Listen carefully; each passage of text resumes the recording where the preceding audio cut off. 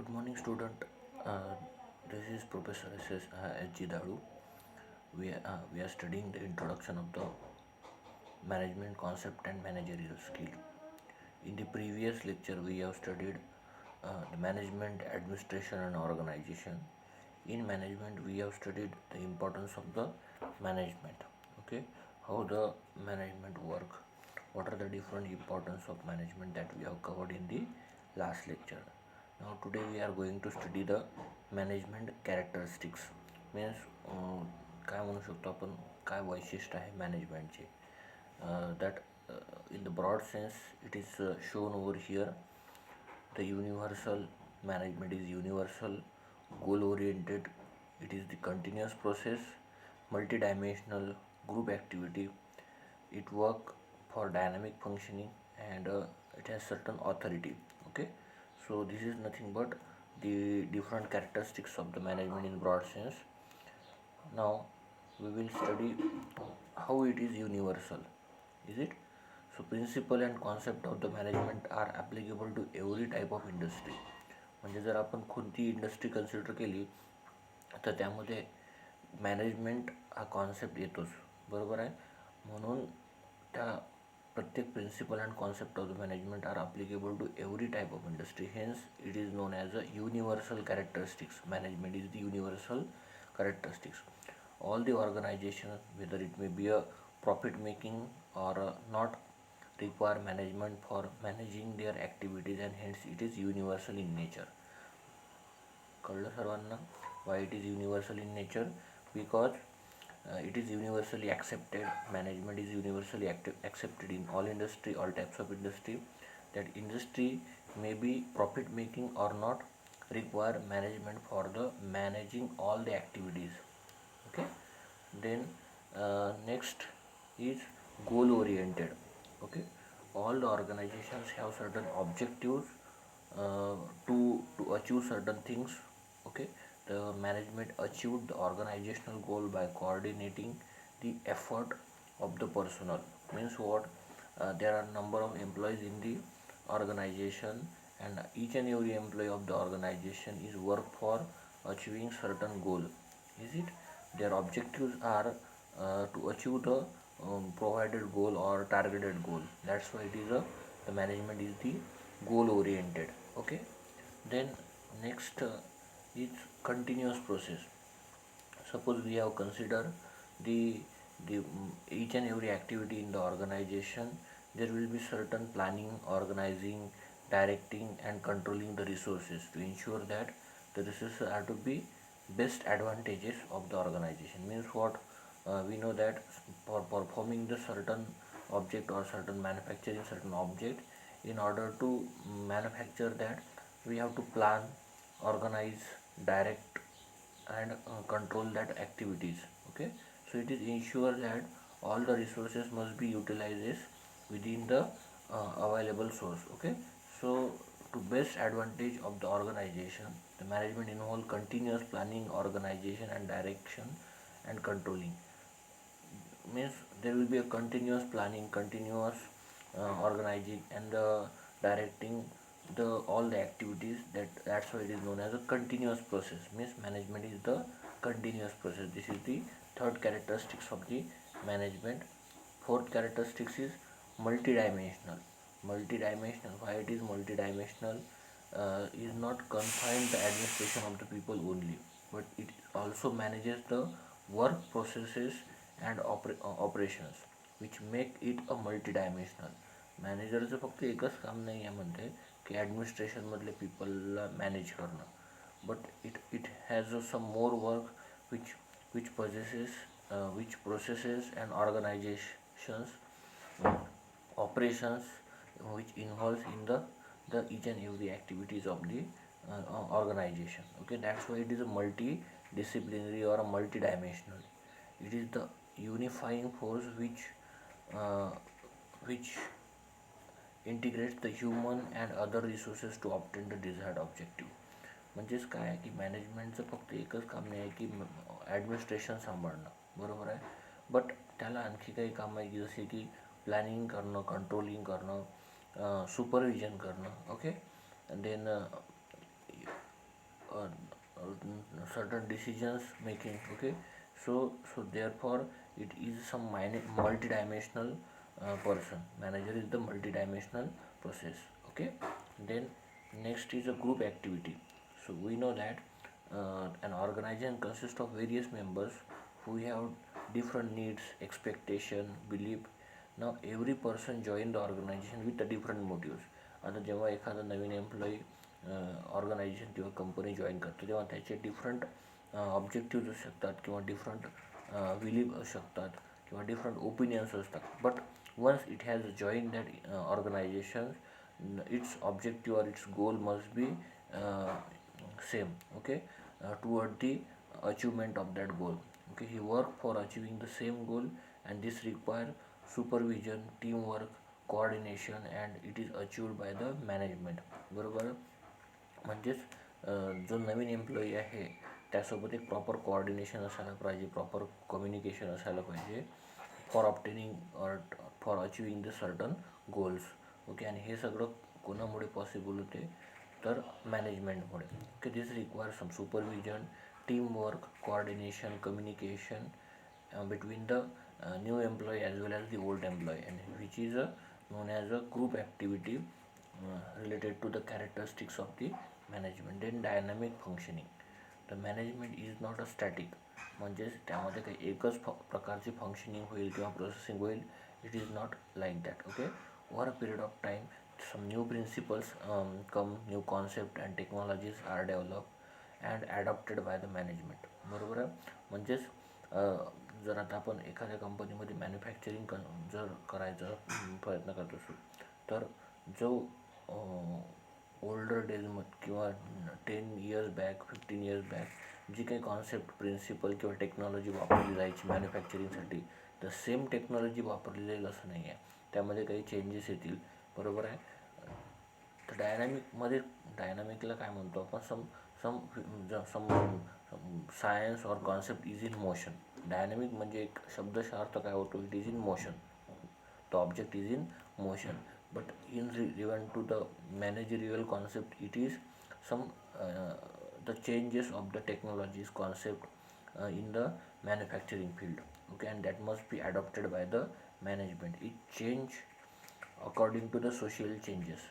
जसं प्रकारचे डिमांड असेल त्यानुसार आपल्याला टेक्नॉलॉजीज किंवा कॉन्सेप्ट चेंज करावं लागते in the field of manufacturing, developing some programming or construction of the some activities. Okay, आता जर आपण इंटेरियर डिझायनर 10-15 वर्षापूर्वी एवढी डिमांड नव्हती ॲस्थेटिक लुक किंवा इंटेरियर डिझायनिंगची. But nowadays peoples are demanding, the society is demanding such things. That's why we will also updated and develop the new technology to modify the decorum or aesthetic look of the houses. Okay, so त्यामुळे काय झालं आहे की एक dynamic functionality झाली मॅनेजमेंटची, त्याला आपण डायनॅमिक कॅरेक्टरिस्टिक्स म्हणतो. Okay, so these are the 6 characteristics. First is the universal, then multi-dimensional, group activity, dynamic. Okay, so these are the different characteristics of the management. Then next topic we will have to study, that is principle of the management. Now principle of the management means what? The principle of management are general guidelines. Principle म्हणजे काय असतं, general guidelines असतात for managerial decision making and behaviour of the employee toward the organization. म्हणजे ऑर्गनायझेशनमध्ये असलेल्या एम्प्लॉईचं एक ला दिलेले जनरल गाईडलाईन्स आहेत. त्यामध्ये कशासाठी तर डिसिजन मेकिंगसाठी दिलेले जनरल गाईडलाईन्स असतात प्रिन्सिपल म्हणजे, किंवा त्यांच्या बिहेवियर टुवर्ड दी ऑर्गनायझेशनमध्ये कशा प्रकारचं असावं. बरोबर आहे. म्हणजेच काय म्हणता येईल इथे की जो पर्सन ऑर्गनायझेशनसोबत अटॅच झाला आहे, जॉईन झाला आहे, त्याच्यासाठी काही जनरल गाईडलाईन्स आहेत डिसिजन मेकिंगसाठी, आणि त्याचं बिहेवियर कसं असायला पाहिजे ऑर्गनायझेशनबद्दल त्यासाठी काही गाईडलाईन्स दिले असतात. त्यालाच म्हटलेलं आहे प्रिन्सिपल्स ऑफ दी मॅनेजमेंट. परत पहा काय सांगितलं आहे, प्रिन्सिपल ऑफ मॅनेजमेंट म्हणजे काय आहे की जो person certain group of person or individual person which work in the organization, तर त्याला काय असते की त्याला काही जनरल गाईडलाईन्स आहेत कशासाठी तर डिसिजन मेकिंगसाठी, आणि त्याचं ऑर्गनायझेशनमध्ये बिहेवियर कसं असायला पाहिजे एक दुसऱ्या एम्प्लॉईसोबत किंवा आपसात, बरोबर. त्याच्याबद्दलच्या काही जनरल गाईडलाईन्स आहेत डिसिजन मेकिंगसाठी आणि बिहेवियर ऑफ एम्प्लॉई टुवर्ड ऑर्गनायझेशनसाठी काही जनरल गाईडलाईन्स दिले असतात. त्याला प्रिन्सिपल्स ऑफ ऑर्गनायझेशन मॅनेजमेंट म्हणतात. And these are essential to form the fundamental or foundation of success of मॅनेजमेंटच्या सक्सेससाठी हे जे डिसिजन मेकिंग आणि behaviour of employee in the organization याचे जे जनरल गाईडलाईन्स आहेत त्या खूप इम्पॉर्टन्स असतात, बरोबर आहे. तर दोन थिअरीज दिलेल्या आहेत दोन वेगवेगळ्या सायंटिस्टनी. एक आहे F.W. टेलर, त्यांनी म्हटलं आहे प्रिन्सिपल ऑफ सायंटिफिक मॅनेजमेंट दिले आहेत, आणि हेनरी फेवलनी काय दिलं आहे प्रिन्सिपल ऑफ मॉडर्न मॅनेजमेंट, बरोबर आहे. आणि प्रत्येक मॅनेजमेंट किंवा ऑर्गनायझेशन ही या दोन मॅनेजमेंट प्रिन्सिपलवर चालतं. तर कोणते कोणते आहेत ते तर सायंटिफिक मॅनेजमेंट आणि मॉडर्न मॅनेजमेंट. तर त्यापैकी आपण F.W. टेलरचे जे सायंटिफिक मॅनेजमेंट ते पाहूयात. आता हा F.W. टेलरबद्दल काही इन्फॉर्मेशन दिली आहे. He was the American mechanical engineer आहे. Born on 20 March 1856, died March 1915. Okay, he is regarded as a father of scientific management and was one of the first management consultant. तर तुम्हाला जी exam होईल ती multi choice question होईल, त्याच्यामुळे question येऊ शकतात तुम्हाला की who is known as a father of scientific management. तर फादर ऑफ सायंटिफिक मॅनेजमेंट कोणाला म्हणतात? F.W. टेलरला. He started his career as a machinist in 1875. His experience from the bottom-most level in organization gave him an opportunity to know the problem of worker. बरोबर. The Taylor principle concerned with increasing the efficiency of production as well as increasing the higher productivity also. त्याचे काय दोन principles आहेत? Efficiency वाढवणं प्रोडक्शनची आणि production वाढवणं, productivity वाढवणं, बरोबर आहे. ह्या दोन गोष्टी त्याचं प्रिन्सिपल होतं. देन आता F.W. टेलरनं कोणकोणते प्रिन्सिपल सांगितले सायंटिफिक प्रिन्सिपल, तर त्यामध्ये science not a thumb rule. जे काही सायन्स किंवा कॉन्सेप्ट किंवा टेक्नॉलॉजी वापरणार आहे तो काही एक थंब रूल नाही आहे की त्या एका सर्टन व्यक्तीने ते असं सांगितलं तर ते अशाच प्रकारे होईल. प्रत्येक इंडिव्हिज्युअल तिथे वेगळा कॉन्सेप्ट वेगवेगळी सायन्स टेक्नॉलॉजी यूज करून त्याला सॉल्व करू शकतो, बरोबर आहे. सेकंड म्हटलं आहे हार्मोनी नॉट अ डिस्कार्ड, बरोबर आहे. आणि कोऑर्डिनेशन नॉट इंडिव्हिज्युअलिझम. कंपनीमध्ये काम करत असताना एक इंडिव्हिज्युअल पर्सन म्हणून काम खूप कमी करावं लागतं, बट ग्रुप मेंबर किंवा टीम म्हणून काम करावं लागतं, म्हणून एक कोऑर्डिनेशन इज इम्पॉर्टंट. त्याने त्याला कोऑर्डिनेशनला सुद्धा इम्पॉर्टन्स दिला. Then development of each and every person. प्रत्येक व्यक्तीचं काय त्याचं इंडिव्हिज्युअल ग्रोथ झाली पाहिजे आणि ऑर्गनायझेशनल ग्रोथ झाली पाहिजे, याच्यावर त्यांनी भर दिला. तर पहिला आहे scientific not a thumb rule. Science not a thumb rule, बरोबर आहे. मी तुम्हाला सांगतोच ते. Development of each and every person to his or her great efficiency. म्हणजे प्रत्येकाची जी इंडिव्हिज्युअल इफिशियन्सी आहे त्याच्यानुसार त्याला डेव्हलप करणे. Okay. Then harmony not a discord. डिटेलमध्ये सांगतो तुम्हाला. Coordination not individualism. तर पहिलं पहा काय आहे, science not a thumb rule, बरोबर. This means using a scientific method to study work and determine the most efficient way of performing the specific task instead of working by a thumb rule or habit. पाहता इथे काय म्हटलं आहे की if there is a certain problem in the organisation आणि if that problem is not solved, in that case we will think in a conventional manner. But according to the F.W. टेलरचं म्हणणं काय आहे की त्याला एक थंब रूल किंवा old ज्या काही कॉन्सेप्ट आहेत किंवा एका सर्टन पर्सननं ते अशा प्रकारे सॉल्व केलं होतं, तर आपणही त्याला असंच सॉल्व केलं पाहिजे असं नाही आहे, बरोबर आहे. We can use their different technology different science to solve that particular problem, बरोबर आहे. म्हणून त्यांनी त्याला म्हटलं की that is not a rule of thumb or habit, बरोबर आहे. This means using the scientific method to study work and determine the most efficient way of performing the specific task instead of working by a thumb rule is not necessary. Okay, this is the science. Then next, development of each and every person to his or her greatest efficiency. Is it? The employee should be scientifically selected and placed depending upon their skill, capabilities, aptitude.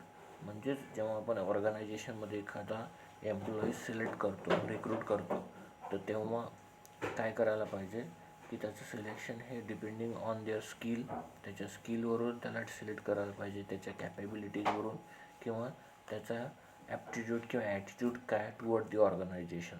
बरोबर आहे. आणि त्याच्यामुळे काय provide, आणि त्यानंतर त्याच्या सिलेक्शननंतर काय त्याला should be provided proper training to learn the best method of doing the job. Understood. म्हणजेच ऑर्गनायझेशनमध्ये जेव्हा आपण एक इंडिव्हिज्युअल किंवा ग्रुप ऑफ पर्सन सिलेक्ट करतो, रिक्रूट करतो, तेव्हा त्याला रेफरन्स न सिलेक्ट करता त्याच्या स्किलवरून, कॅपॅबिलिटीजवरून, ॲप्टिट्यूड आणि ॲटिट्यूड टुवर्ड द ऑर्गनायझेशनवरून सिलेक्शन व्हायला पाहिजे. Once we have selected that person, there should be provided some proper training to learn the best method of doing the job. बरोबर आहे. This is the second principle of F.W. Taylor. Then third is harmony, not discord.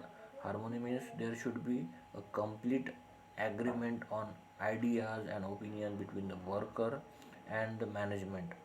म्हणजेच एक एक unity असायला पाहिजे किंवा एक एक साम्यता असायला पाहिजे, सारखेपणा असायला पाहिजे. कशामध्ये? ओपिनियन आणि आयडियाज. कोण दोघांमध्ये? तर वर्कर आणि मॅनेजमेंटमध्ये. वर्कर आणि मॅनेजमेंटचे जे ओपिनियन्स आहेत किंवा आयडिया आहे त्यामध्ये काय एक एक साम्यता असायला पाहिजे, युनिटी असायला पाहिजे. Discord or difference in the opinion will lead to the conflict.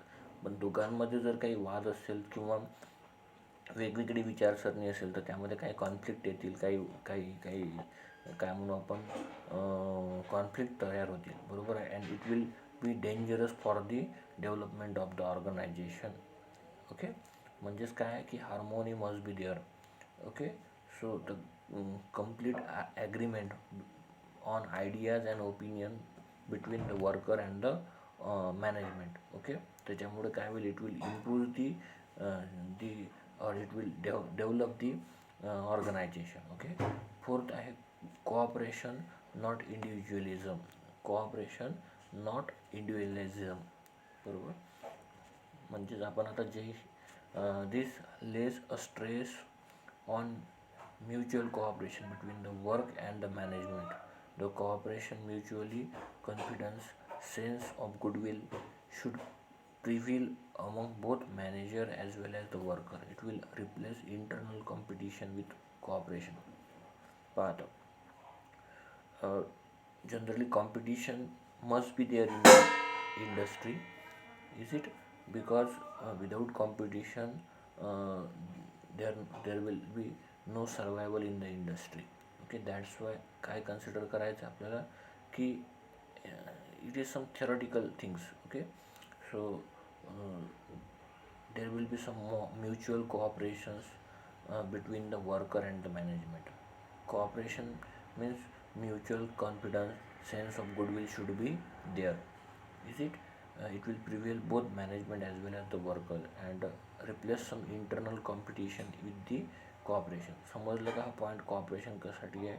Corporation म्हणजे काय आहे की if certain individual has a difficulty or some problem solving difficulty, so in that case the some colleague or some neighbor in the company will help to one another. Okay. So that there will be there must be some coordination and good communication between one another, so that it will be replace some internal competition with the organization or with cooperation. Okay. त्याला म्हटलं आहे corporation not individualism. बरोबर. हे जे चार principles आहेत, that is science not the thumb rule, development of each and every person to his or her efficiency, harmony not discord. म्हणजे काय? ॲग्रीमेंट असायला पाहिजे आयडियाज आणि ओपिनियनवर वर्करचं आणि एम्प्लॉईचं. Okay. Then cooperation not individualism. Okay. हे जे चार प्रिन्सिपल्स सांगितले. ते कोणी दिले? FW टेलरने. ओके, अमेरिकन मेकॅनिकल इंजिनियर होते. नंतर हेनरी फेयल जो आहे, हेनरी फेयलबद्दल काही माहिती दिली आहे. दॅट इज मॉडर्न मॅनेजमेंटबद्दल दिलेलं आहे त्यानं. मायनिंग इंजिनियर आहे हा Henry Fayol. born 29 July 1841 and died on 19 November 1925. बरोबर. He is regarded as a father of general management. तो कोण आहे? सायंटिफिक मॅनेजमेंट आहे. FW Taylor is scientific management and Henry Fayol is the general management. Fayol work was one of the first comprehensive statement of a general theory of management known as a Fayalism. And he proposed that there were 5 primary functions of management and 14 principles of management. Is it 14 principles of management? आता त्यांनी काय दिलं आहे? Henry Fayol's gives the 14 principles of management. त्यामध्ये पहा, division of work, authority, discipline, union of command, unity of direction, order, scalar chain, centralisation, remuneration, interest, equity, stability, initiative and esprit de corps. हे 14 principal दिले आहेत. आणि याला काय म्हटलं आहे? मॉडर्न मॅनेजमेंट म्हटलं आहे. बरोबर. प्रिन्सिपल ऑफ सायंटिफिक मॅनेजमेंटमध्ये आपण काय पाहतात? हेनरी फेयलचे 14 मॉडर्न मॅनेजमेंट प्रिन्सिपल्स. त्यामध्ये पहिलं पाहू आपण डिव्हिजन ऑफ वर्क. आता डिव्हिजन ऑफ वर्क म्हणजे काय? तुम्ही शब्दशः काय अर्थ घ्याल की कामाला काय करणं? डिस्ट्रीब्यूट करणं. The work should be divided among the worker according to their personal aptitude and skill. म्हणजे एक जो सर्टन पर्सन आहे एम्प्लॉईमध्ये, ज्याला आपण काम डिस्ट्रीब्यूट करत आहे, तर काम डिस्ट्रीब्यूट कसं करायचं की त्याला त्याच्या स्किल्सवरून किंवा त्याची जी ॲप्टिट्यूड आहे त्यानुसार. म्हणजेच काय, एक एक्झाम्पल जर द्यायचं झालं, आपण एक कंपनी बनवली, त्या कंपनीमध्ये एक कंपोनंट मॅन्युफॅक्चर करत आहे. सर्टन कंपोनंट जर मॅन्युफॅक्चर म्हटलं आपण, एक सिम्पल एक्झाम्पल, पेन मॅन्युफॅक्चर करत आहे. आता पेन मॅन्युफॅक्चर करताना पहा, कोणकोणते फंक्शन परफॉर्म करायचे आपल्याला. तर त्यामध्ये पेनचं डिझाईन कसं असायला पाहिजे, पेन मटेरियल कोणतं यूज करायला पाहिजे. बरोबर. हे ब्रॉड सेन्समध्ये सांगतो मी तुम्हाला, जास्त डिटेलमध्ये नाही जात. पेनचं डिझाईन कसं असायला पाहिजे, मटेरियल कोणतं असायला पाहिजे, त्याच्या मॅन्युफॅक्चरिंगसाठी प्रोसेस कोणती वापरणार आहे, त्याची कॉस्ट किती असणार आहे, त्याला मार्केटमध्ये सेल कसं करणार आहे, मार्केटिंग कसं करणार आहे. बरोबर आहे. इझी. आणि या सगळ्यांवर लक्ष कोण ठेवणार आहे. बरोबर. आता पहा, ज्याचं टेक्निकल स्किल मॅन्युफॅक्चरिंगमध्ये किंवा मटेरियल सिलेक्शनमध्ये चांगलं आहे, त्याला आपण मटेरियल सिलेक्शनसाठी ठेवणार. ज्याचं डिझायनिंग चांगलं आहे, त्याला डिझायनिंगचं काम देणार. बरोबर. नंतर ज्याला मार्केटिंगमध्ये चांगला इंटरेस्ट आहे किंवा स्किल आहे, ज्याचं लँग्वेजवर चांगली कमांड आहे, त्याला आपण मार्केटिंगमध्ये देणार. बरोबर आहे. त्याचं अकाउंटिंग, बरोबर, अकाउंटिंग म्हणजे काय आपण म्हणतो, त्याला हिशोब चांगला मेंटेन करू शकतो, त्याला अकाउंटिंगचं काम देणार. आणि ज्याच्याकडे लिडरशिप चांगली आहे, तो सगळ्या डिपार्टमेंटला चांगल्या प्रकारे सांभाळू शकतो, त्याला लिडरशिपचं काम देणार. म्हणजेच काय? Division of work. आपण काय, एक कंपनी आहे, त्यामध्ये आपण ठरवलं की पेन मॅन्युफॅक्चर करायचा, बॉल पेन. तर एक डिपार्टमेंट ठरवलं आपण प्लॅनिंग, दुसरं डिझायनिंग, तिसरं मटेरियल सिलेक्शन, चौथं मॅन्युफॅक्चरिंग, पाचवं मार्केटिंग, सहावं अकाउंटिंग आणि सगळ्यात सातवं इम्पॉर्टंट म्हणजे काय? Leadership, that is managerial. बरोबर. तर आपण काय केलं? Work should be divided among the worker according to their personal aptitude and स्किलनुसार प्रत्येकाला काम डिवाईड केलं. बरोबर. That is the division of work. पहिलं प्रिन्सिपल काय सांगितलं हेनरी फेयलनी, की पहिले तर आपण डिव्हिजन ऑफ वर्क करणार. बरोबर आहे. Every work should be divided into the smallest possible part and each such part is to be performed by an individual person based on his skill, capability, required knowledge and will to perform that task effectively and efficiently.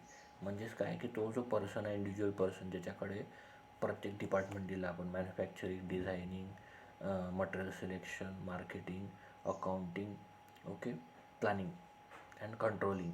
तर प्रत्येक individual person काय करेल? आपापला department efficiently आणि effectively सांभाळेल. Based on his skill capability required knowledge is it. आणि हे काय will lead to the improvement of the organisation.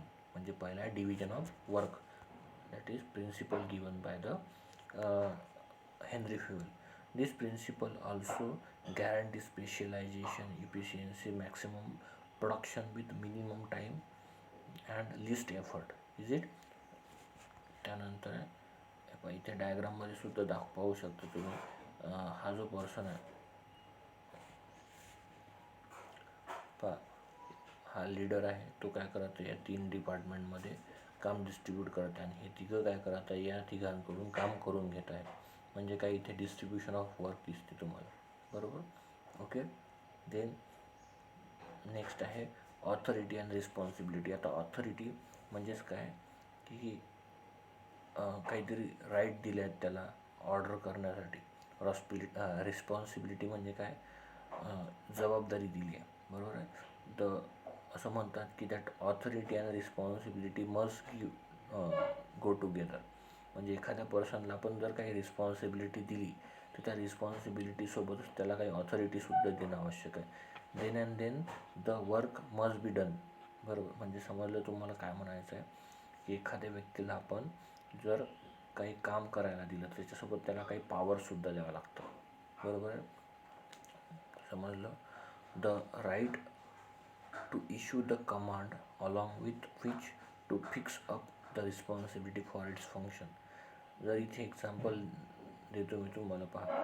जसं दिल्ली युनियन टेरिटरीमध्ये सध्या कोणाचं सरकार आहे, केजरीवाल, आम आदमी पार्टी, बरोबर आहे. तर पहा तिथे जर तुम्ही लक्षात घ्याल तर युनियन टेरिटरी आहे आणि युनियन टेरिटरीमध्ये विधानसभा आहे तिथे, बरोबर आहे. विधानसभा आणि सरकार आहे केजरीवालचं. बट युनियन टेरिटरी असल्यामुळे जी पोलीस आहे तिथली पोलीस डिपार्टमेंट आहे ते कोणाच्या कंट्रोलमध्ये आहे, सेंट्रल गव्हर्नमेंटच्या, म्हणजे होम मिनिस्ट्री, अमित शहा, बरोबर.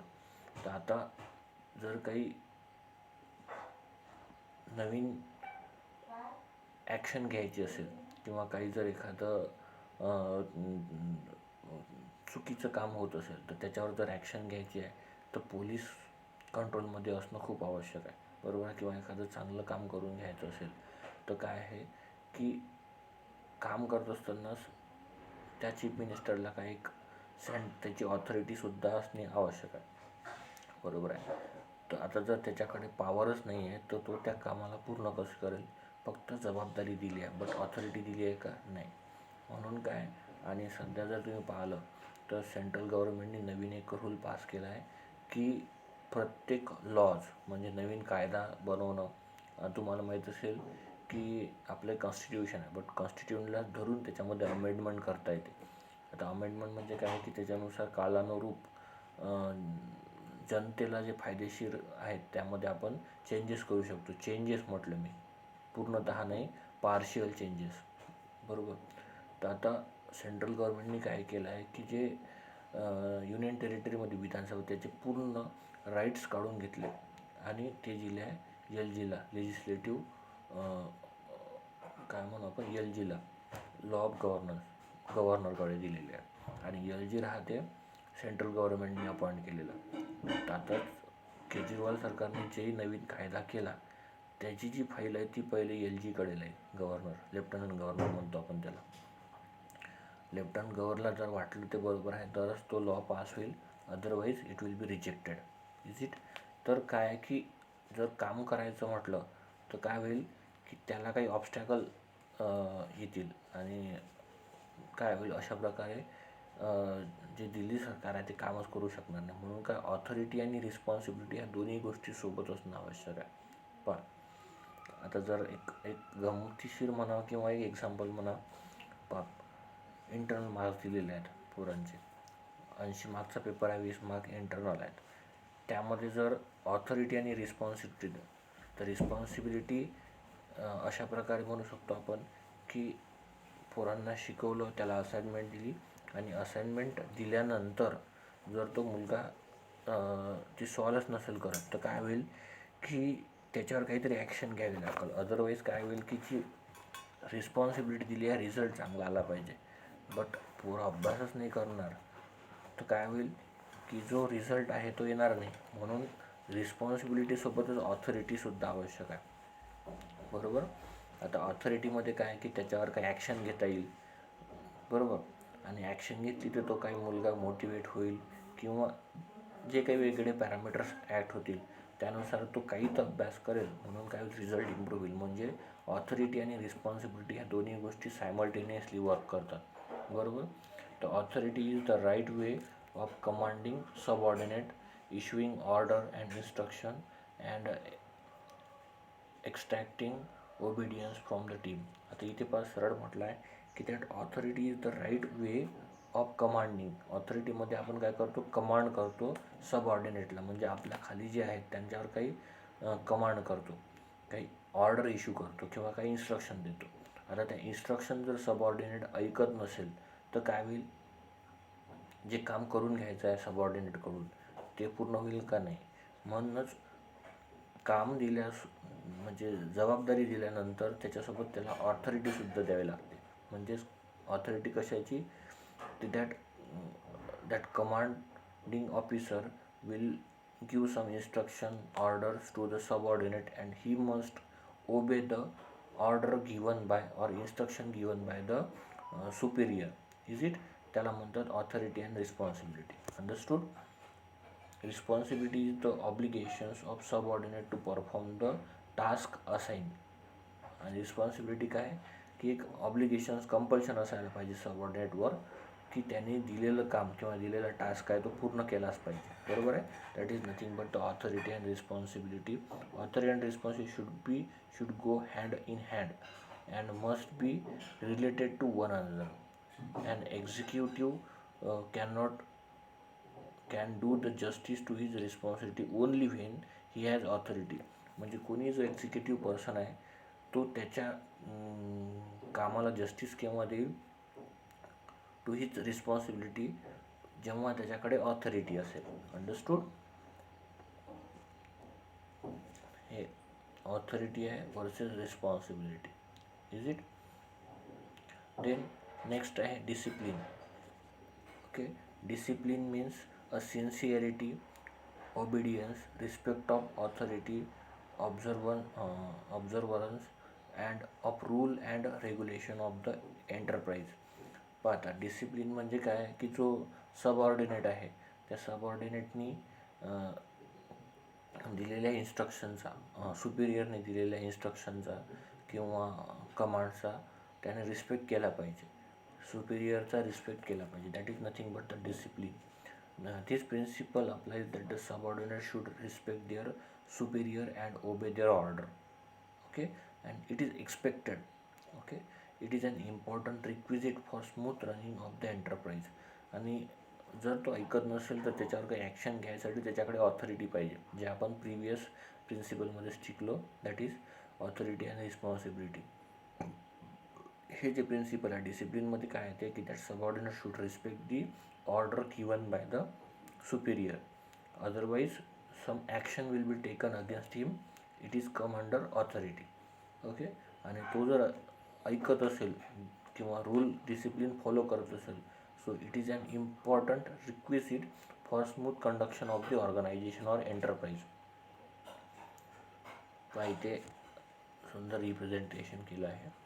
देन नेक्स्ट आहे युनिटी ऑफ कमांड. आता यामध्ये 14 प्रिन्सिपल्स आहेत हेनरी फिगर्समध्ये, त्यापैकी आपण आज पाहू, बाकी नेक्स्ट लेक्चरमध्ये पाहू. युनिटी ऑफ कमांडमध्ये काय means an employee is responsible to only one superior supervisor who in turn is responsible to only one superior and so on up the organization hierarchy. आता पहा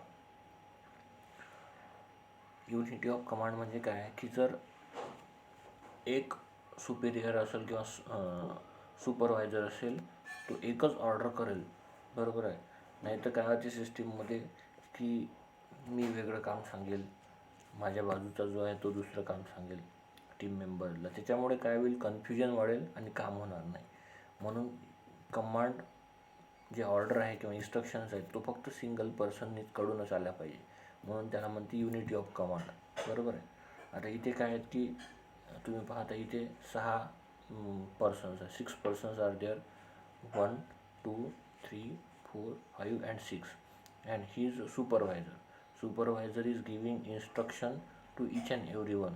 ओके, म्हणजेच काय इथे काय एक डिसिप्लिन राहील काम करताना, किंवा मग त्यांनाही माहिती आहे की दिलेल्या इन्स्ट्रक्शन्स काय आहेत. बरोबर. बट इथे जर एखादा थर्ड पर्सन असेल आणि तो सुद्धा या इंडिव्हिज्युअलला काही कमांड देतो, त्याच्यामुळे काय होईल की हे जे एम्प्लॉय हे काय होतील, कन्फ्यूज होतील.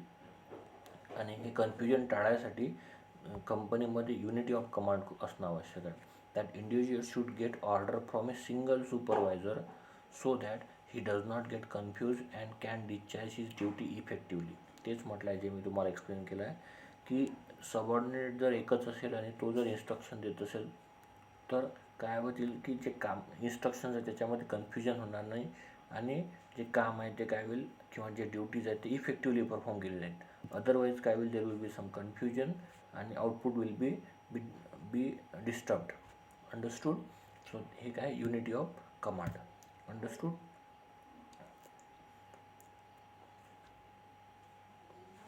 समजलं सर्वांना इथपर्यंत? ठीक आहे. तर नेक्स्ट लेक्चरमध्ये आपण पाहणार आहे युनिटी ऑफ डायरेक्शन काय आहे, किंवा ज्या राहिलेल्या जे 10 प्रिन्सिपल्स आहेत हेनरी फ्लुएलचे, that will see in the next lecture.